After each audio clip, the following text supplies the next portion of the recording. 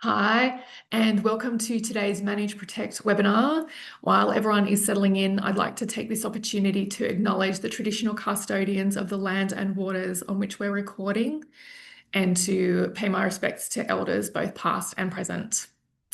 Today, we'll be learning about Identity Threat Detection and Response, or ITDR, and the new Guardz capabilities to defend this security perimeter. And to take us through this very important topic, we have a special guest, Doni Brass, Senior Vice President of Product Strategy and Community. That's quite a mouthful. Did I get it right? Welcome, Doni. Thanks. Yeah, it's a wordy title. We'll say that, but we do our best to try to capture function in our titles here. I was fortunate enough actually to lead the product team at Guardz over the past couple of years of a few years of growing the company, and recently I've shifted more into a role about communicating our story and helping to build out our MSP community because I think this is so essential for who Guardz is and what we're trying to do. Yeah. Excellent. Well, thank you so much for joining us. And it's your morning, and it's Right. probably nice and warm over there in Tel Aviv. We're all wearing jumpers. Yes, there's no shortage of warm at this time of year in Tel Aviv. We sweat. I'm close enough to the sea that I get a bit of the sea breeze, but it's we avoid the outside this time of year. And, Right. and I appreciate you having me, and I'm happy to share a bit more about what's the latest at Guardz and try to get the team up to date and everyone in the audience today. We'll definitely have a Q&A section at the end to dive in and ask questions. I think Claire will help me if you put any kind of questions in the chat. Yeah, sounds right. Sounds great. Let's get into it. All right, great. Thank you for that. Okay, so a few things we're going to do today. So I'm going to share a bit more about this ITDR launch. What is ITDR? The whole kind of story of it. I will give a live product walkthrough, a quick demo, just to give you a feel of what's actually happening in the product and what you can expect to see. And I also want to share a little bit about the threats that we're detecting that are behind this, right? So we have put a lot of time and effort into the research and threat hunting side of ITDR, and that's led to a lot of great detections and a lot of real world threats that we've stopped. So exciting stuff to share. So let's start with what is ITDR. So ITDR really comes around the identity as the primary security vector these days. Right? I think there's a lot of buzz in the news and in the industry. There's a phrase that I keep hearing over and over, which is identity is the new perimeter. And it really makes sense, right? If you think of the history of security, starting with networks and then moving to endpoints and then moving to the cloud, and then now I think it's really centering around the user themselves, right? The identity, because you can't predict the behavior of individuals. You can try to shape it. You can try to influence it, but ultimately that's where the weakest links are and the opportunity to create the strongest security perimeter.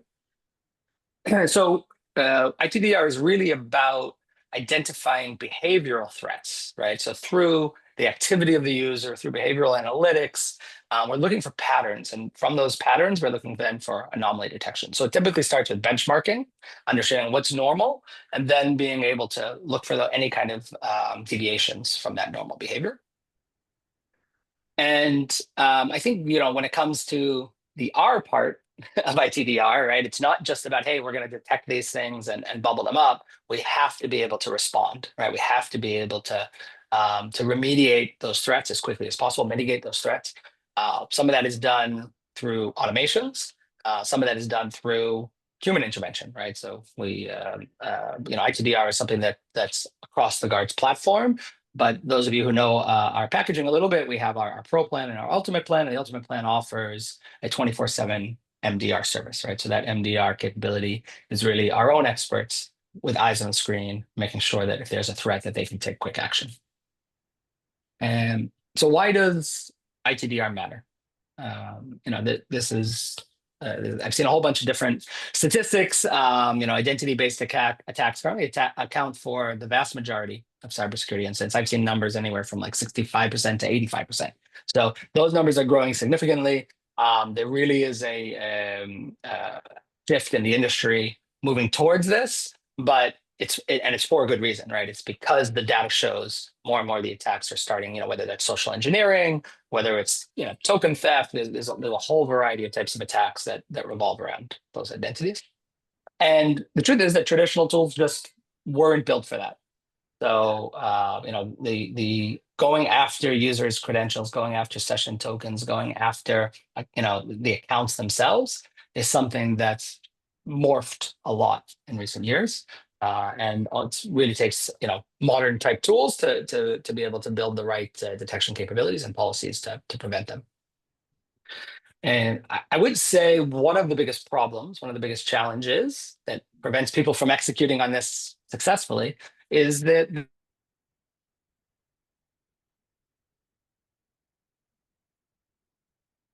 everything that user is doing, right? Every attempt to log in, and even just every single time they log in, there's a whole lot of metadata around that.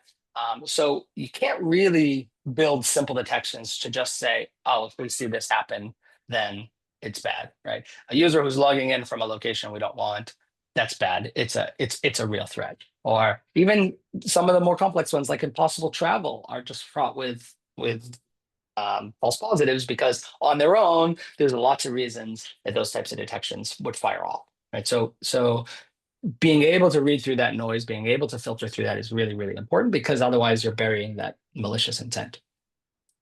And finally, on the white matters front, we really, if you're tracking the chain of an attack, ultimately you're gonna, it typically is now starting with this account compromise, but you see this lateral movement. So the lateral movement throughout an organization, lateral movement sometimes the supply chain, but lateral movement even across attack vectors, right? So where though it may start in the cloud, it may move again across users, or then even across to an endpoint or other vector. So really important to catch it in the early stages. And just, from the Guardz perspective, we have some differentiations, right? We have some areas that we do things unique and strong and better. And I think if you know the Guardz platform, it's a broad platform. We have a lot of different security controls that we cover. And, our true value proposition when it comes to security isn't that we have the greatest email security, we have the greatest, dark web scan. Like, really, when it comes down to it, our significant value that we're giving you is the ability to connect the dots across those security controls, right? There's an operational side to that as well. That security is only as good as your ability to operationalize it. But being able to follow the data, to follow these trends, to benchmark what's normal, and to look for deviations across the security controls is really, really important. We're built for MSPs, right? So there are other ITDR and MDRs and other security platforms out there, as you know. Most of them are either built for enterprises or point solutions that live in silos. So the simplicity of our setup, the transparency that we're able to bring across those security controls and in a single platform, in a single page that you need to go to see the detections and respond to them, is really essential. And we understand that not every MSP is a security expert to the degree they need to be. So our experts are available, again, through the MDR flows, available to really give that guidance, to give that coaching and help when an incident does occur. And finally, we've fully embraced, AI, where we like to think of ourselves as an AI first company in lots of different ways. But AI doesn't mean without the human. For us, it's AI and human led. Our research and our threat hunting team are really, really essential in the way that they use AI to discover threats. I'll talk some more about that. But we're also using agentic AI in the triage process so that the humans can get the most relevant information, can not be distracted by false positives, and they can focus on what really matters, which includes communication to you, the MSP, and the response actions that need to be taken. So the AI plus human led is I think, a really important function that we're heavily investing in. So let's take a minute to talk about an ITDR incident. Okay, so I know this is a lot of words on a screen. I'll try to tell a bit of a story around it. But if you think about the end-to-end life cycle of an incident, I like to even go back all the way to when our research and our threat hunting group first discovered it. Because it's become more and more, that team has become more and more an essential part of the day-to-day of what Guardz is really offering. So our research and threat hunting team is using AI agents or agentic AI to run queries and find anomalies on very large data sets, right? We have across our customer base, we have log data coming in from Microsoft, from Google, from SentinelOne, from lots of different sources. And all that log data is feeding into this research team, and they can use, again, these AI agentic tools to run queries, to find anomalies, to benchmark that normal behavior, and to look for any kind of discoveries. Okay, they're also pairing that, of course, with their industry research. What's the latest attack methodologies? What's the latest tradecraft? What's happening in the industry that they need to know about? And they pair that together to look for real-time threats in our environments. Once So they this do is discover, real data that is actually from live logs and activities that's informing your rules. yeah, it's become so important to do this, right? Because the attack methodologies are changing so fast that if you're just saying, "Hey, we built a bunch of detections, let the system run," it will definitely work and cover a lot of attack vectors. But the newest stuff is coming in, and it will then take time for that to, in a typical situation, take time for that to get into the product. So we count on our research and threat hunting group to bridge that gap, right? And in the past, what would have taken hours or days to research and to try to discover is now taking seconds with the right AI tools, right? So the speed to detection, the speed to discovering new threats, and then trying to productize those, that has dropped significantly. So it's actually, in some ways, the productization of research and threat hunting, but very heavily, of course, human-led. So when they do find something, right, when they do discover that, hey, there's a new pattern, there's a new attack methodology, whatever, the whole idea then is to document those findings in a way that our R&D team, that our development team can then take that and turn that into what we call like an ITDR rule. So that in that case, you're taking, again, that research, that adaptive discovery, and you're turning it into some type of logic that can be fully productized and run in the system. And once that's running, that will generate incidents directly in the platform that MSPs can see and be contacted about. So, first step actually in the ITDR chain lifecycle is really this R&D function. Next is the detection function. So, what's happening now in the real world when an attack is underway?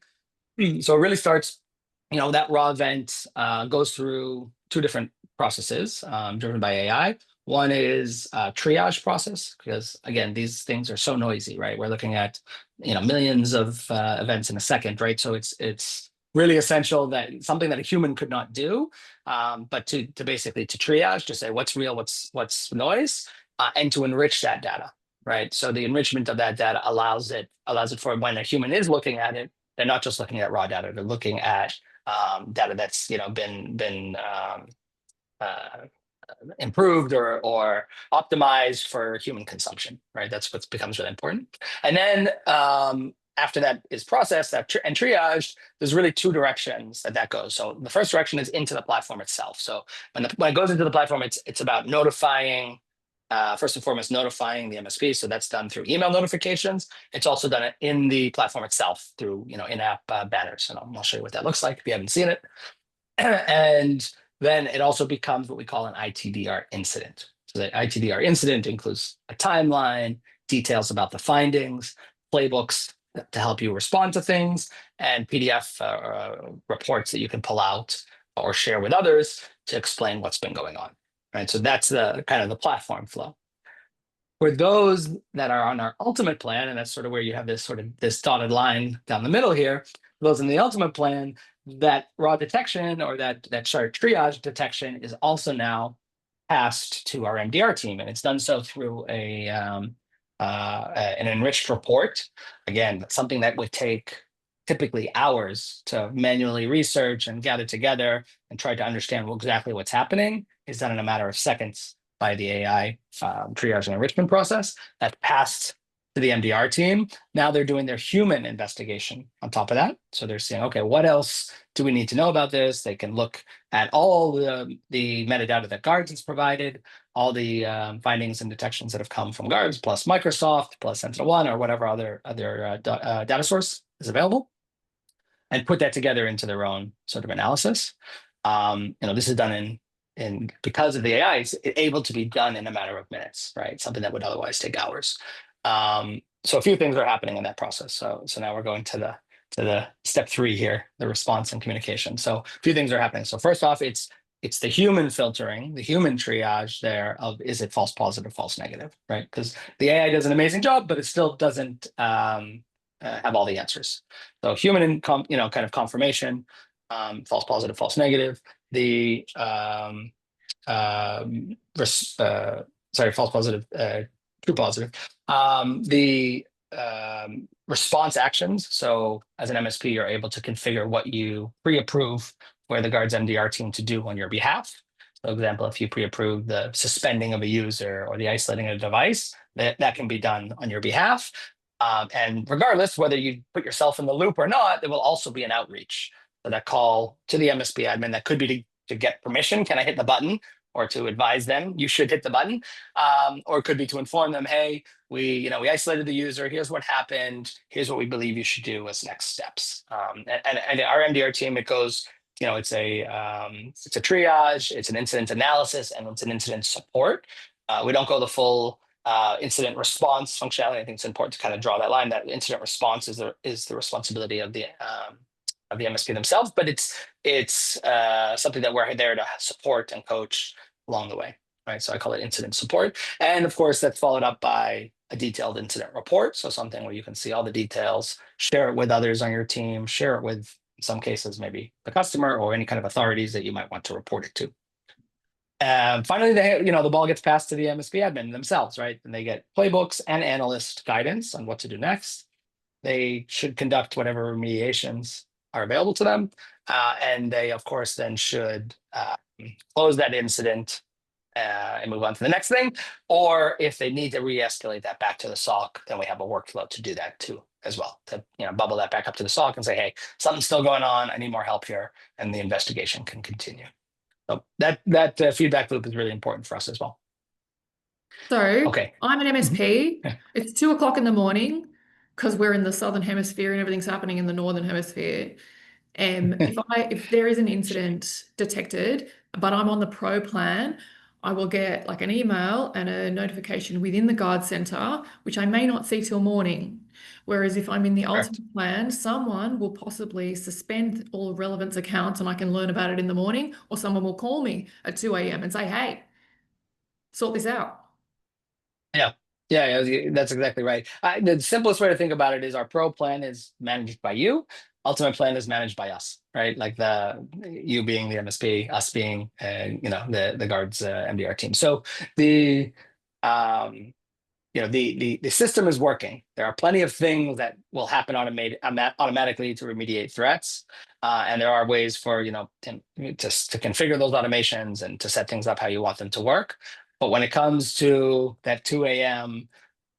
Human in the loop, that I think is a significant difference, right? The idea that you have that MDR expert, someone who understands what's going on, who has full visibility into everything, and has that kill switch, right? That isolation or that suspension of users. But by the way, I think the decision to use those two response actions, right? The isolate device and suspend user is very intentional because those are very strong response actions. They can stop the lateral movement, they can prevent the threat in the moment, but they're also very reversible. Right, it's very easy to reinstate a user who's been suspended. It's very easy to release a device from isolation, to move back towards productivity. So it's not a kill switch that then is going to cause hours of headache or additional work or something in the morning. But the idea is better to take out that threat as quickly as possible.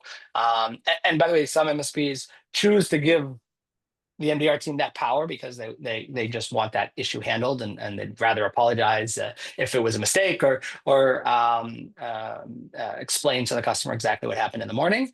But others prefer to be in the loop and want that 2 a.m. wake up call before the button is pressed, right? So that's also personal preference, I think, of other companies. Yeah, it's good to know you have that granularity, that choice. Yep, absolutely. Okay, I'm sure there'll be questions on this later. I can always bring this back up on the screen. But I think it's important to think a little bit more, hear a little bit more about those incidents themselves, right? And I think to help frame this as an example of 5 of these incidents, I mentioned earlier, it's not just that there was a suspicious login, right? It's not that, like, that's not enough to trigger this kind of thing. It's really about a series of events that are happening that are indicating, some deviation from normal behavior or some understood risk. So I'll go through these a little bit, or I'll pick a couple of these to go through. But I think the important thing to understand is, this is something there's new incidents coming through all the time. So this list is growing significantly. This is just a sample set, and we're not going to expose everything that we're detecting, because I find that documenting everything is not beneficial when it comes to the real attackers and the tradecraft that they're using. They know how to dig this stuff up and then get smarter and how to bypass things. So it's also good to keep some things behind the scenes. But so again, it's as I mentioned, it's really about how things work together. So, for example, login success after multiple failed logins. Seems like an obvious one, right? Like users failing, all of a sudden they succeed. That triggers something. Now, on its own, that by name would be full of false positives, right? There's just people just forget their credentials, or their 2FA is not working, or whatever it is. So we're actually looking at a broader set behind the scenes, right? What device are they logging in from? Is it the normal device they log in from? What's the user agent they're using?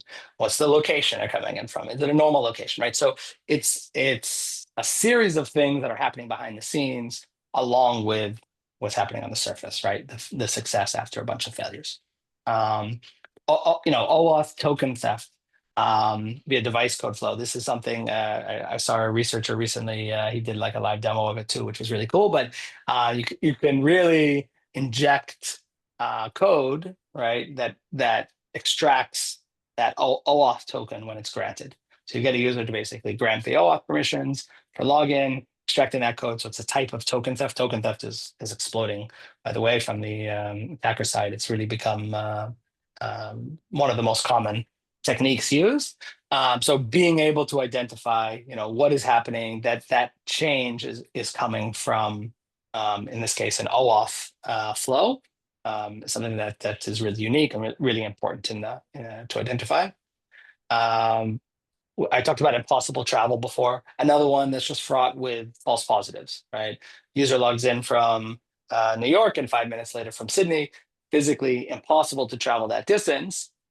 You could say, we're under attack. But the truth is, people use VPNs, and people use shared credentials, and there's lots of other things. Also, even sometimes third-party apps have login permissions and are impersonating a user in some way, and then all of a sudden you have applications that have IP addresses that aren't recognized. So on its own, on the surface, that's a noisy detection. But when you add in anomaly detection with it, so then again, it's what devices, what user agents, what locations, what IP addresses, is this user known to be traveling? Is there any, do we have an agent running on the device using a similar IP, right? This is a really nice thing to identify, right? If you know that they have their laptop with them, and that the SentinelOne or the Guardz agent on that laptop recognizes the login from an IP, then you can understand, okay, the likelihood that the computer was stolen and there was an account compromised before anything's been reported, that the likelihood of that is pretty low, right? So the combination of things. And mailbox takeover, again, one of the most common things, also ripe for false positives if you're kind of letting it live on its own. We see a lot of different indications that come together to say that a mailbox is being taken over. So could be behavior based. The user is doing something in that mailbox that is unusual, hasn't been done before, is known to be a method that attackers use, like, for example, creating mailbox rules to forward things outside to an outside domain, or to create a folder with an unusual string of characters and forwarding things to there. So there's a whole bunch of different techniques that are just kind of known in the wild that attackers do. And when you see these patterns, mailbox takeover. Okay. I went through a lot of stuff there. Yeah, it's a lot of Um, connecting the dot, like you said in the beginning, is connecting the dots between a whole bunch of different things to really minimize those false positives and the noise that they create. Yeah, yeah, I think that's right. An ITDR is primarily based on cloud detections, log detections, etc. But our MDR team is also looking at EDR detections, so endpoint detection and response detections from SentinelOne specifically. So now these worlds are starting to come together where you can see what's happening on the endpoint plus what's happening on the cloud. We also have other data points that we can connect the dots to. For example, has the user done their security awareness training? Have they successfully passed or failed phishing simulations? Do they have a lot of phishing attacks coming in through their emails? So there's a whole bunch of other signals that our MDR team has at their disposal that aren't necessarily programmatically bubbling up into an incident, but become enrichment data for an investigation when we do see patterns of abuse. Yep. Great. So my plan is to show a demo. So let's jump into a demo. Give me a moment here to lift my sharing. And let's try this way. I did see that demo of the OAuth token theft that Donnie referred to earlier. It took 3 seconds. It was so fast, and it just exploits this backdoor within Microsoft 365 that allows developers and admins and stuff to get into people's accounts for legit purposes, but it seems now is being used by the bad guys. Yeah, yeah. Very very scary when you see it, It and was so easy. eye-opening, which in a good way. So okay, so let me. I'm assuming you can see my screen. Okay, Yep. Claire, give me the thumbs up. Yeah. All right, great. So for those who haven't seen it before, this is the Guardz dashboard, core platform. We have a bunch of different security controls across endpoints, email, identities, cloud, dark web, browsing, awareness training, phishing simulations, etc. Right. So we have a whole bunch of different capabilities, security controls that we're protecting against, or attack vectors we're protecting against, and we're securing your digital assets here. Specifically with ITDR, there's a couple of things you'll see, and we'll come back to it, but this is that banner I was talking about earlier. There are open incidents that you need to be resolved immediately. So this is something that follows you around the product until those are resolved. But ITDR really starts in a couple places. So it starts with the creation of the granting of your ITDR permissions. So that we have two applications. One of those applications is the detection application, and the other is around response. So I'm just switching to a single user here. So when ITDR is first granted, it's actually a read-only. So it's ITD, right, without the R. So it's the first thing you grant permissions for when you onboard a customer and you onboard yourself into a trial. It starts off with these read-only permissions. Right now, we're supporting Microsoft. Google's coming very soon. Share more about our roadmap on that. This is pulling in a whole bunch of different detections that lead to those behavioral anomalies. And then, as an additional application, you can grant permission to is the response application, and this gives that read-write. So the read-write capability allows for the full response. There are some settings and some permissions and things you can tweak. You can say, which locations are normal or approved. We also do a benchmarking automatically, right? So you can see where we see users normally logging in from in an organization, and you can of course add to that based on known IPs or locations that you think are standard for your organization or for an organization. But then the system is running, in the background. So it starts with that basic setup, and it expands a little bit more on the MDR side. So on the MDR side, what you're doing is you're granting those the permissions to the team to say, yes, I give you permission to isolate device on my behalf or to suspend a user on my behalf. And you can do this globally, or you can tweak it, per customer of yours. If you put approval required, it means there'll be an outreach, right? It means that someone's going to reach out to you and get your permission before taking any action or advise you to do it. And then you can fill out your emergency contacts, right? So you put in, the people on your team that you would want to be contacted, the preference of communication method, and you can add as many of these contacts as you feel like you need to protect your customer base. So sometimes you would use this override to put a local contact of one of your customers, if there's an IT person, a business owner, someone who at your customer who should be informed when something's going on. But typically what we see is most MSPs put themselves in the middle first, right? They want to be the first point of contact. They want to be the one to push the button in some cases, or to get involved with a incident response. So again, that's pretty much it. Like, setup is quick and easy. If you're doing Sentinel-1 as well on the EDR side, there's some additional steps there with Sentinel-1. You can deploy directly from Guardz. You also can configure some different policy settings, how you want the endpoint system to behave.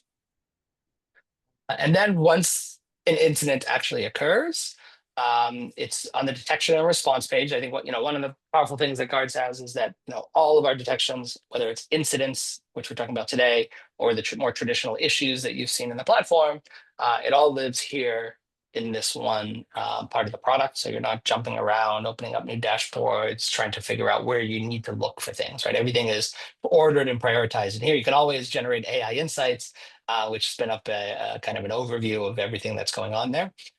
It will also bubble up specific risky users and devices. So I'll close it out for now. But here's an example of, in this case, 5 different incidents. Here we have a potential account compromise. In this case, we see a series of different things that happened over a few days. So we had a suspicious email, followed by multi-factor authentication being removed, leaked credentials. We noticed on the dark web, suspicious login, and a suspicious mailbox rule. So you can see it in this sort of timeline details view, or you can also see it in the graph view, where you can see kind of the timeline over time there. Any one of these things you can click into and get additional information about it, a description, some of the metadata related to it. That was the suspicious login. Here we have the details of a mailbox rule. Can look at the suspicious email, right? So all of those details are there. And we have a next action being advised, right? So that next action in this case is suspend the user account. If it had been done by the MDR team, it would show you that has been done. It would show it in the timeline and in the details, and it would also give you a different next action. Typically, the other next actions would be around viewing a playbook. Playbooks will give you some step-by-step what to do, as well as a link to a technical guide that helps you understand and go even further. And then we can also generate a report, and that report basically summarizes everything that's happened. That's something that you can share with others, whether that's colleagues, teammates, the customer themselves, authorities, whatever makes the most sense. So you can really see that user-centric view that Guardz delivers here. Like you're not looking at 6 different systems to check each of these things against William Garcia, and he's one user being assessed against a bunch of different criteria, which really saves everybody a lot of time. Yeah, the user-centric approach for us has been really, really essential, and we get a ton of positive feedback about it, right? If you can wrap these detections around a specific user, especially, it's not just some, random, device ID or serial number. So if you can wrap everything around the user, it becomes so much more actionable, so much more tangible, right? You can, you know exactly who to take action on, you know exactly who to try to reach out to, or if you're talking to the business owner, you know exactly who to point to say, hey, something's going on here. What are our next steps? And so that becomes much more tangible, I'd say. Just to look at another detection, here's one around, let's see, this exploitation framework. So again, we're seeing a series of different things happening. There's a programmatic tool was trying to log in, or was trying to attempt a session, and that failed. Then it succeeded. And then we saw suspicious logins from different locations, right? So it's a series of things that happened. Again, you can kind of see it in the timeline. In this case, it's just a matter of minutes that these things happened on. And you can dive in and, again, see the details of exactly what happened, or you can take the action of suspending that user if it hasn't been done for you already. All right. I think I'll stop there for now with the demo, and jump back into a little bit more about the launch and what's coming next, and then we'll open it up for Q&A. Perfect. I'm back here. I like your space console there. Yeah, our designers are pretty cool. All right, so what's going on in the future with ITDR? So this is Guardz is a company where we're all in with this feature. We see this as being a couple of things. One really where we are a leader, differentiator in this space. There's a lot of modern techniques that we're on top of from the research threat hunting side of things, and we're able to translate those into detections really fast. So as far as our ability to adapt with the attackers, I think this is something that really helps us stand out. So on our roadmap is to add Google, right? Right now it's only live with Microsoft. Google's in progress right now. Um, we will continuously add additional incident types. So that means two things. It means we're going to be detecting things through our research team, and there is direct outreach from that. And we're also adding those things programmatically to the platform. So the number of different detections grows all the time. So you'll see, when you see it, you might see new things for the first time each time they happen. Automating some of these response policies, especially for those on the pro plan who don't have the benefit of the MDR team. I think those automations become really key. So to be able to build out, more complex kind of set and forget, saying, hey, if this happens, just do this. I'll deal with it in the morning, right? So you won't have the support of the humans and et cetera, but you will have at least some rest knowing that, things aren't going to be getting worse while you're sleeping. Um, uh, we're missing right now really clean dashboards that can show you the value of what the system is doing for you, right? Specifically around MDR, where our MDR team, they're triaging and investigating stuff all the time. They're discovering stuff and remediating things all the time, and not all of that reaches the product in a way where you can kind of wrap your head around it. Some of it is a bit buried. You have to kind of look at it. An incident was closed, and it was closed because the MDR team closed it on my behalf. That's awesome. But how do I express the value of that to my customers if I can't visualize it or see it myself? So expect those dashboards to come really soon to help you express the value to your customers. And the last thing is a findings explorer, right? So right now, all these incidents are very curated by us. We're very sensitive to the idea that we don't want Guardz to become extra noisy. Right? We've had some detections in the past. Some of the motivation even behind ITDR for us is that we've had a bunch of these really valuable but very noisy detections. So suspicious logins, for example, in Microsoft is known as being very noisy. So that's actually been removed. Now you'll only see suspicious logins when it's part of a broader ITDR incident. Uh, uh, you'll still see them with Google right now until we also bring Google to ITDR. But so we're curating that for you. You're only going to see it in the incidents, but we also understand that you're also, to some degree or another, losing some forensic research ability yourself, right? Where you're losing the ability to dive back down into the details of every event that could have triggered an attack. So we believe that a findings explorer, or sort of a more event-based findings explorer, is something that will help you get more value for the product overall. So that's also something we're looking at doing. Big Great. things in the future. So yeah. All right. Questions, feedback, comments. I'm open to any of it. Throw it at me. I'll do my best, and happy to wrap up early if there aren't too many questions. Cool. Well, while they're being entered, I did see one question in a previous session, but it was you had only just launched this ITDR solution, and everyone wanted to know, have you caught any bad guys? Like, how many incidents have you had? How many false positives are you seeing? The numbers were in the single digits then because it had only been about a day and a half. So how is it looking now? Yeah. So we're finding we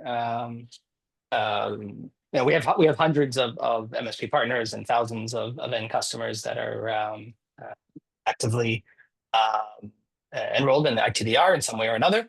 Hundreds of thousands of end users and employees, and we see ITDR incidents on a daily basis. There's after investigation and mitigations and things like that. We see probably somewhere from in the range of 2 to 3 real attacks a week, like real attacks that have moved through multiple stages that we've been able to mitigate, get involved in, and assist with the incident support in one way or another. So that's been really exciting for us. I think the first time with an ITDR incident where our MDR team picked up the phone, contacted the customer, finger on the button, like give us the permission, like we see this attack underway. I think that was a really exciting moment for our team. We had done some similar stuff with Sentinel-1 since the beginning of the year. We had launched our MDR with Sentinel-1 then, and Sentinel-1 we've stopped tons of real attacks and lateral movement through Sentinel-1 over time. And ITDR, we see that ramping up. But I would say it's multiple times a day that the incidents are discovered and generated, and at least a few a week where it's a real attack underway. Big deal. That must be, after all that work and effort and research and putting the product out there, putting it in the wild must be kind of exciting. Yeah, it is. It is. And the scary thing is a lot of these attacks, if you kind of step back and you look at them, they're really what I would call persistent threats, right? Someone's not going in necessarily just to quickly encrypt everything and throw some ransomware.